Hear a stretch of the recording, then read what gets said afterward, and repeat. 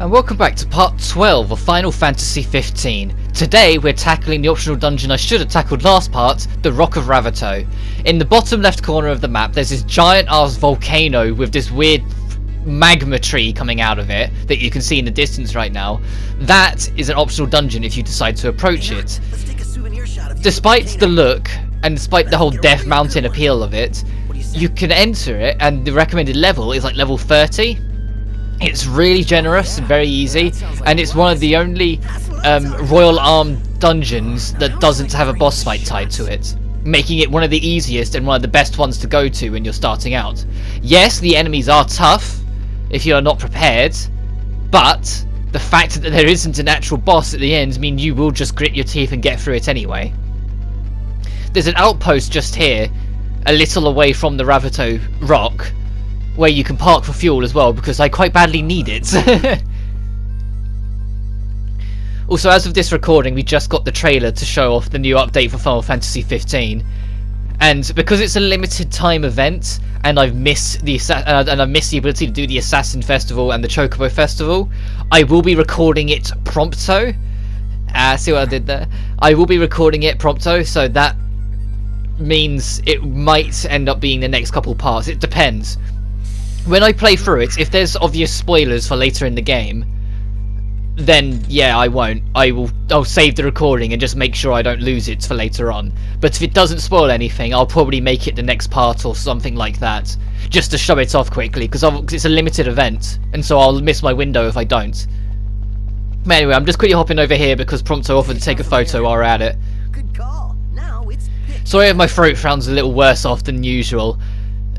I'm fighting off an illness as always, but this one it's a mixture of several things because I popped my back yesterday being a twit at work, and so that didn't do me any justice. So I've got some medication in my system to keep that at bay from giving me grief. But on top of that, I've caught a cold, so it's just kind of stacking up, and my throat's killing me, and it's just I shouldn't have really recorded this, but I had such a big window of time.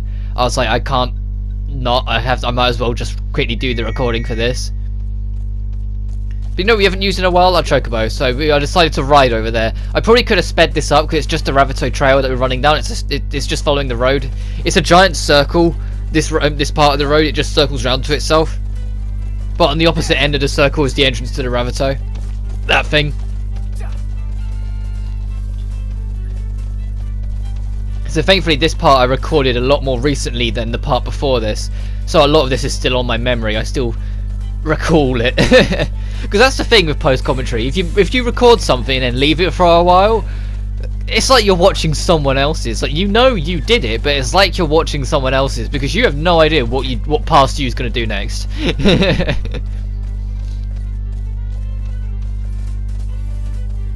Hopefully it won't be too bad, but hopefully it won't be too bad this one, because I think, as I said, I recorded this a lot more recently, so it should be fine. nope. These shots here will sell for a pretty gill. Who's gonna buy them? Well, there's bound to be some suckers out there. If not, well, I'll still have the memories. Oh, that's sweet, Prompto. That's how the last part ended. Yeah, I didn't want to talk or interrupt any of that last part because I felt it was a tender moment and it was important to Prompto's character, like to have a part of him, so I just decided to let it play out at the end of the video without intervening or saying anything afterwards, just to let it be its own thing. Anyway, when you approach the rock, there'll be a not Dwayne, the actual Rock of Ravato. When you approach it, you'll notice there's a few gaps in between that you can start working your way up the mountain. Eventually the Chocobos will stop letting you go any further, but I hop off just before then, but you'll get the idea of whereabouts anyway. If you're struggling to find your way up the rock, because it is a bit obscure, you have to kind of just work your way up it, just keep on going around the edge. There's a fence that's blocking off a large chunk of this. Just look for a gap in the fence and then start building your way up, and make sure you're going upward instead of just forward, because this is a very vertical area. You're climbing the mountain, for goodness sake. As we enter the Rock of Ravato, at least I hope that's how it's pronounced. Just think about what's waiting at the top. Another royal tomb. This one I remember, it's the Tomb of the Fierce. Like you couldn't use some meat on those legs of yours. They work for me. Making this fierce climb. Hey, look, I already know what I'm going to call this video. Level 30, it's a lot easier because there isn't a boss tied to it. There's another like swampy foresty area like a little bit more east of where we are currently, but I'm not going to go there yet because you literally go straight past it along the main quest, so I might as well wait for them because they name drop it. Like as you go past it, they say, hey, do you want to check out there sometime? And I'll just go, yeah, sure, let's go. Another one out. I completely forgot the music's different here. Why do I ever leave my car? The music's really badass here. Well, I said the whole soundtrack for Final Fantasy 15 is brilliant. I've mentioned it a lot of times, but it's so damn good in this game. But then I say that, name one Final Fantasy that has a bad soundtrack. Seriously, whether it's the main series or spin-off, they seem to put a lot of effort into the bloody soundtracks. But I'll shut up for the soundtrack so you can hear what I mean. Enough talk. Time for some action.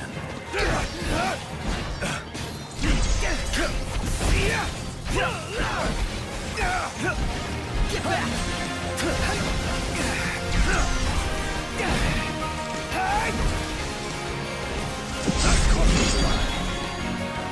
My hand slipped.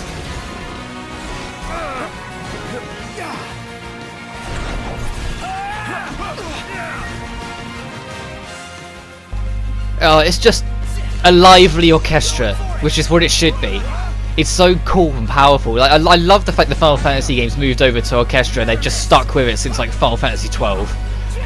Because it just does the series so much justice, especially when it's really lively like this. I said the composer is Yoko, I always forget her last name, but it's the Kingdom Hearts composer, so you know it's going to be damn good. But she just does it so well for Final Fantasy, and I hope that that Square Enix Business Division 2 take this on board and keep her around for whatever Final Fantasy 16 is when that eventually comes around, because it's just all so good. I don't think she's ever disappointed on a soundtrack. Yeah, I always have a personal bias towards Uematsu, but that's just because he's my all-time favourite composer. He created some of my all-time favourite tracks in not just Final Fantasy, but in a lot of other things. Whether it be Blue Dragon, and you remember that game, or Lost Odyssey, or now in Hyperdimension Neptunia, he just makes a lot of really stupidly good beats. But we do have a lot of combat between here and the top. If you're struggling at all, I can recommend swapping to Prompto. I'm not gonna, because until later on. There's a part later on where I know I do. But until that point, I try and use everyone else a little bit, so I start using Iggy a bit. To be fair, the only benefit out of recording this post is that when my throat gets really sore, I can pause the recording, go clear my throat, then come back. Which is what you might have noticed, an ever so slight cut in the audio from me, because that was me ending it and starting a new string to go clear my throat. Is this right? Do you have a joke? Oh, sorry, Prompto, I was just swapping my sword. God, calm down. Oh right, yeah, this bit. There's parts in this dungeon. I say that, I think this is the only real part up here, where the mountain gets so steep it requires stamina to even move up it. So if you run out of stamina when you're going up it, you will tumble back down the mountainside. So you need to find something like a flat piece of surface or a flat rock or something along those lines as we get another recipe. Otherwise, you're gonna find yourself back down at the bottom. Even with a stamina upgrade, this place, doing this bit, this bit here, it's a pain in the backside. You have to be so wary of it, and your stamina builds up so bloody slowly. But so if you run out of stamina, you're tumbling back down this. So just be very conscious of it. One false step and you won't feel anything. The rocks on the side here, most of them are flat enough that you can stand on them, but as you can see, your stamina builds back up really slowly. But oddly enough, the AI seems to have no issue standing on them when they're on it. Like, see, Prompto's just casually standing on it. If you stand still on this, you'll tumble down it with stamina. Like, Prompto, Gladio, and Ignis have all just got iron legs. Noctis is the only one that skipped leg day, it seems. I know I get very bold and take a risk, and it nearly cost me at one point during this.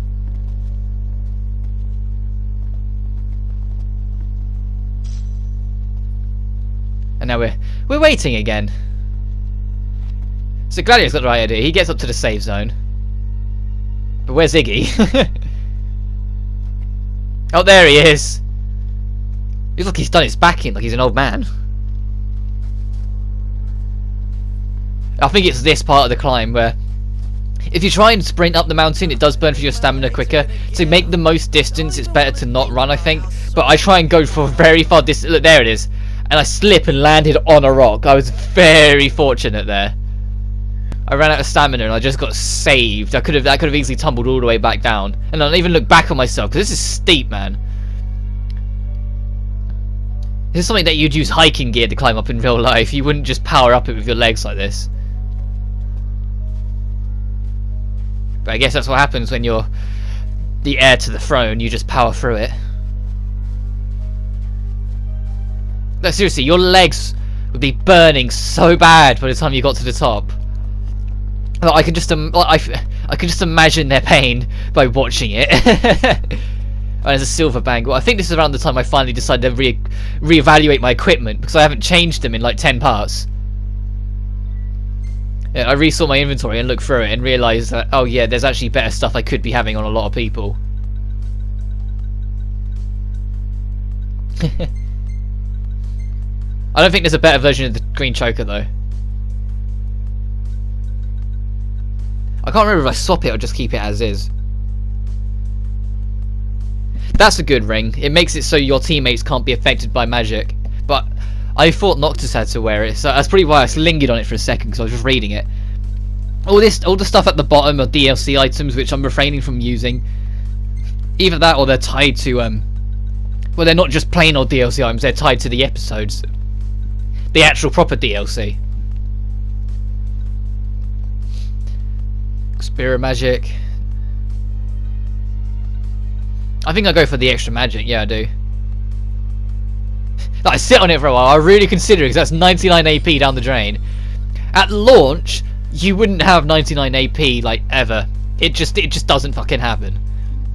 It took an eternity to build up AP when the game launched. You wouldn't have 99. If it said 99, you weren't getting it this playthrough. You was getting it post game. But they made it a lot quicker of getting AP, that I appreciate. Like, you can actually get all the abilities in a reasonable amount of time. It doesn't take like 300 hours to get everything.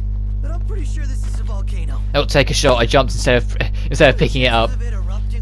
Oh, take another one. You won't suffer long if it does.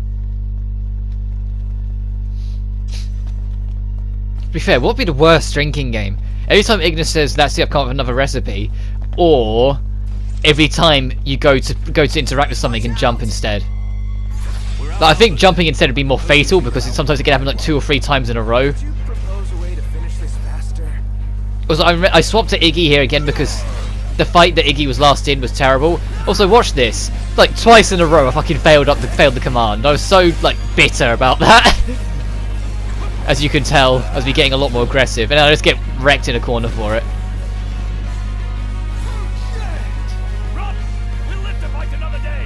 Calm down, Iggy. This is an easy fight.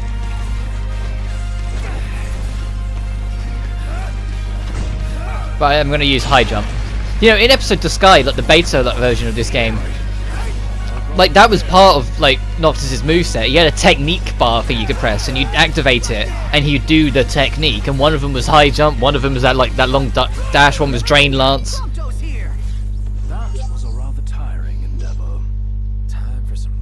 But they decided to abandon it and get rid of it, sort of. A large chunk of it's just been incorporated into his normal moveset, but there's no actual traditional technique system bar thing you can do. The only way to really do it is through your teammates to do some of them.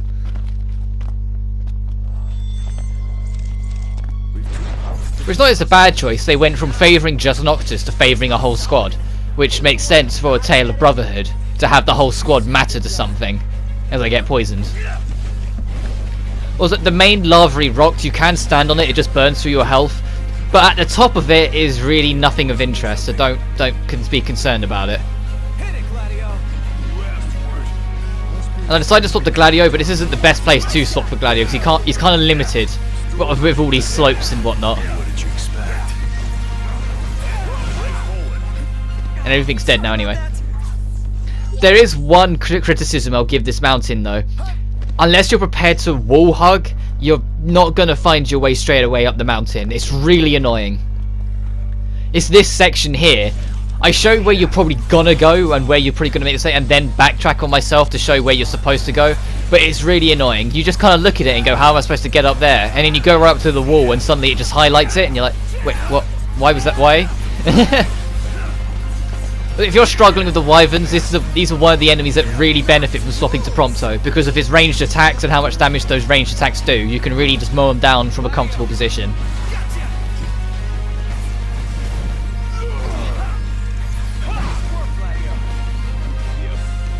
I can't remember if I actually end up using Prompto here or not. I think I refrain. I know I use him later on, near the end.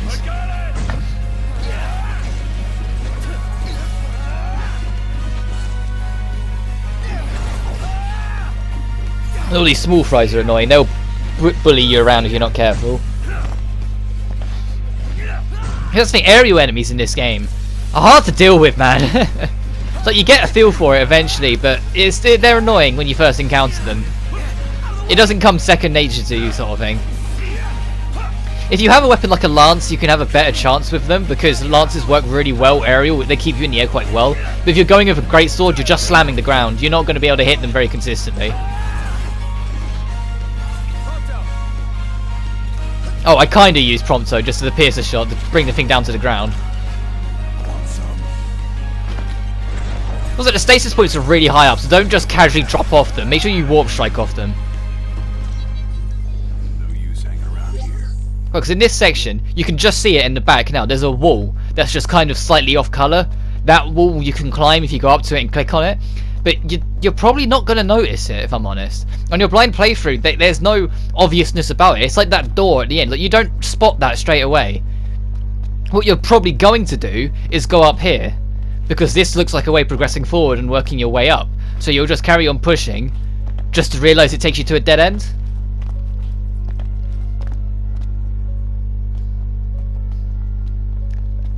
Well, more so as you clip on every single rock because it's really bumpy.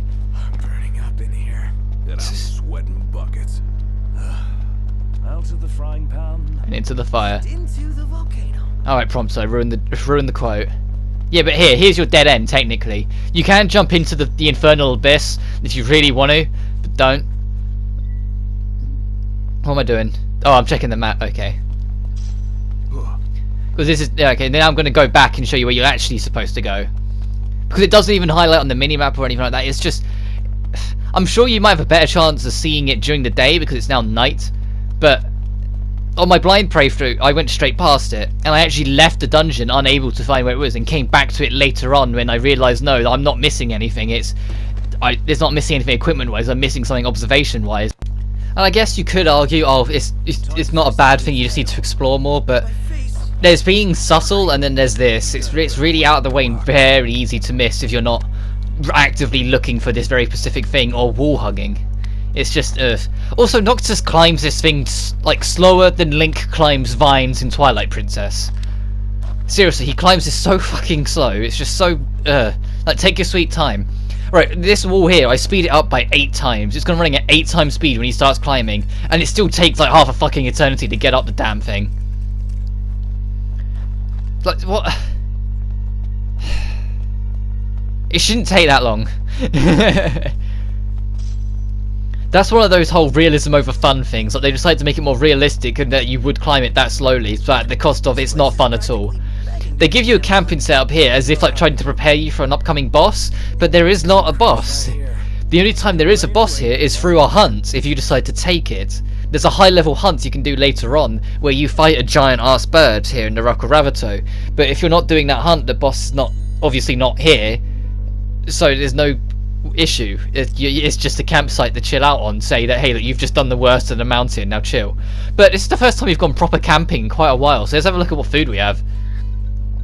Because we have a lot of exclamation marks saying, hey, you got this new ingredient since the last time, because we never go camping, we always stay in other places. So you get to see food that, despite being video game food and animated, will make you feel hungry. So I think we get like slices of steak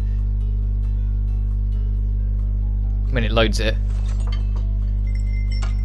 Oh, look at that! That looks like that makes you hungry. That genuinely looks like real food. Like you can almost smell it when you look at it.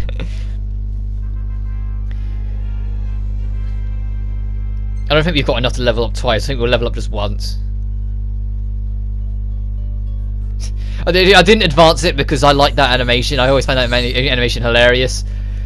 That Prompto showing off and then he lands, and like the fact that he's in so much pain when he hits the ground, he's very clearly landed on the top of his butt, like that little tailbone-esque bit. That's even though it's not called a tailbone. You know exactly what I mean if you've hit it once. It hurts like shit. Look at you. You know. Why you gotta be so photogenic? Damn good picture, Gladio. I think I only saved one picture from all this. I feel like I think I was a tight git with this one. Yeah, I think I only saved that one because I was aware that I'm saving a lot of photos for a Let's Play that's still got a long way to go.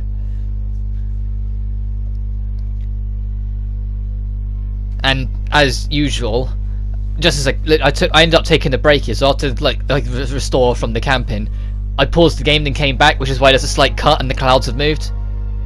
Yeah, in reality, because I paused the game, you only missed about 5 seconds at most. But this giant arse area over here, if you're doing the hunt, that's where you fight him. But we're just going to casually straddle through it, and there's not going to be anything there. Which is the ultimate tease, because the first time you get here, you don't know that. You just see this giant arse arena, and you're like, oh god. Oh god. And the whole time you're approaching, you're like, oh no. And then you walk up and you start walking your way through it, and it's gonna be like any second now. And then you see the exit, and you're like, it's gonna be when I get there. And then you get there, and you get through, and it's just like, oh, there was nothing. Okay. And even if you once you get the raw team, if you decide to go back through it, well, firstly, you can't because it's too heavy of a drop when you drop down into there. But second, there's still nothing. No, it's only through a hunt. These guys are pricks. They will all of their attacks will attempt to cast confusion on you. If you're confused, you can't really do anything. You'll randomly attack. You'll randomly swap weapons while you're attacking. Any attack that your teammates happen to be in the way of, will be taken on. But they will take the damage. And you can't swap characters or use your techniques. So what you're seeing me do is trying to get the hell out of dodge enough for the confusion to pass. Oh no, you can use technique, sorry. I'm trying to wait for the confusion to pass so I could swap to someone like Prompto, since he is the most able of dealing with this situation.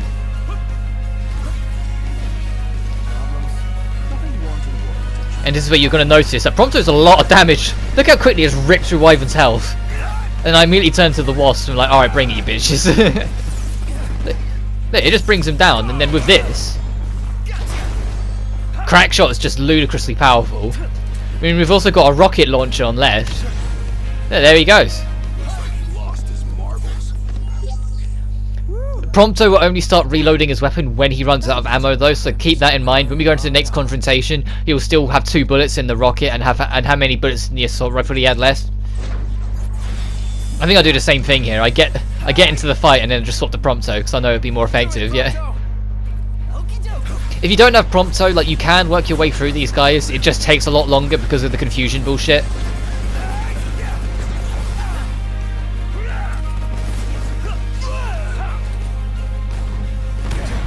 But as you can see, the rocket launcher is really powerful.